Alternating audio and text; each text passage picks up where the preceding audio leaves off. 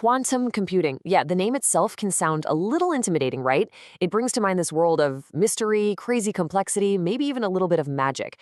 But what if I told you that we could unlock this entire field, this whole new way of thinking just by understanding one single rule? Well, that's exactly what we're going to do today. I love this quote from CERN. Quantum is the realm of all possibilities, the horizon of emergent knowledge.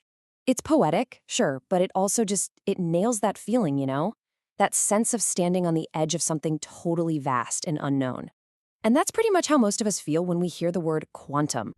So on the one hand, you've got the common view. It's mysterious, it's way too difficult, and it basically works like magic.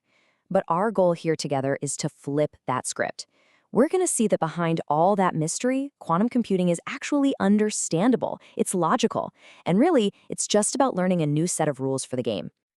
There's this great description from physicist Keisuke Fuji.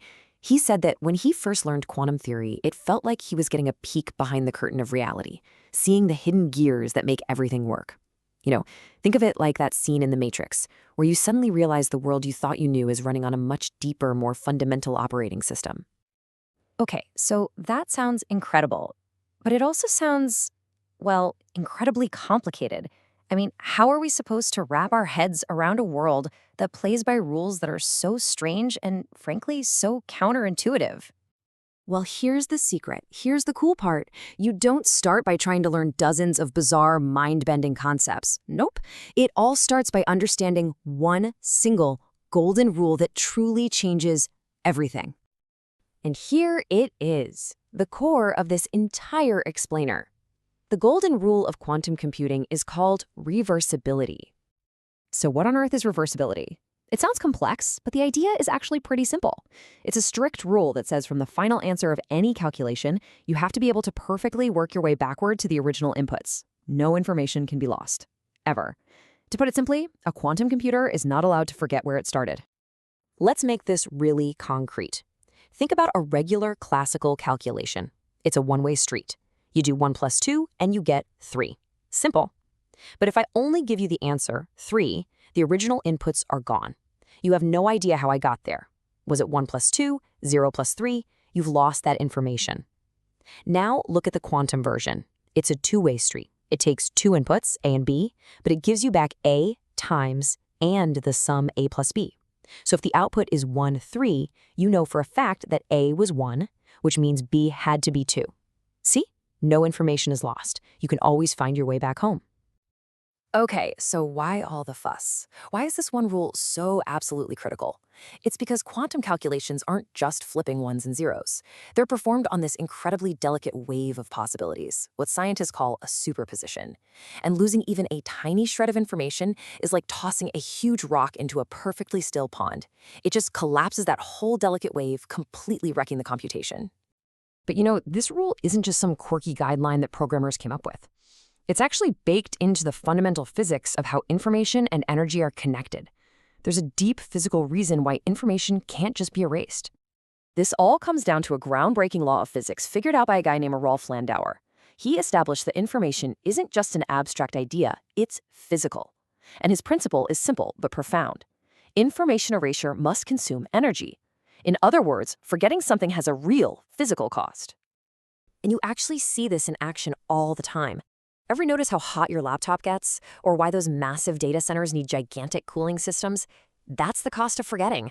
All that heat is literally the energy being released as billions and billions of bits of information are erased to make room for the next thought. So if erasing information, if forgetting, generates all this waste heat, what's the quantum solution? It's so elegant, it's almost funny. The solution is just never erase anything. By sticking to that rule of reversibility, quantum computers, in theory, don't generate any heat from the act of computing itself. It's the ultimate green machine. Okay, but wait a second. That brings up a pretty obvious question, right? If you never erase anything, don't you just end up with a huge mess of leftover data from all your calculations? How do you deal with all that junk information? Well, the answer is a ridiculously clever process called uncomputing. Here's how it works. It's a 3-step process. First, the quantum computer runs its calculation, which creates all this necessary intermediate data along the way. Step 2, once the final answer is ready, it gets carefully copied over to a fresh, clean set of qubits. And now for the magic trick. Step 3, you run the entire calculation again, but perfectly in reverse. That's the uncomputing part. Because every single step is reversible, you can just rewind the whole process perfectly. It's like a master chef who, after preparing an incredible meal, cleans the kitchen so meticulously that every ingredient is back in its jar, every utensil is clean, leaving a workspace that looks like nothing ever happened, except for that beautiful, finished dish sitting on the counter.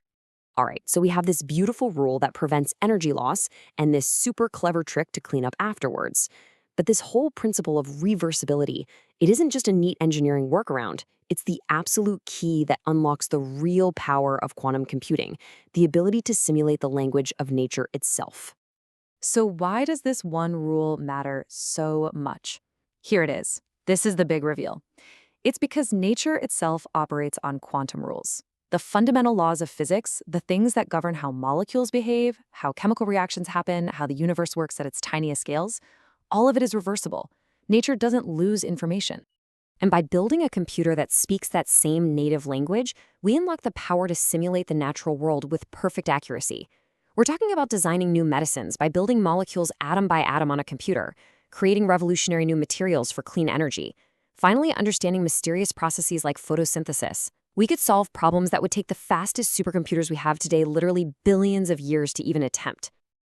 This brings us to this really powerful idea from Keisuke Fuji, which I think perfectly reframes this whole thing. He said, a quantum computer is not just a fast computer. It is a new telescope and microscope for deeply understanding nature and expanding the horizons of human knowledge. It's not just about getting answers faster. It's about being able to ask completely new questions we've never been able to ask before. So it's pretty amazing when you think about it. We started with one simple-sounding rule, reversibility, and we've arrived at a machine that operates on the exact same principles as reality itself. So I'll just leave you with this final thought to ponder. Nature has always been operating by quantum rules. The real question is, are we finally, after all this time, learning how to speak its language?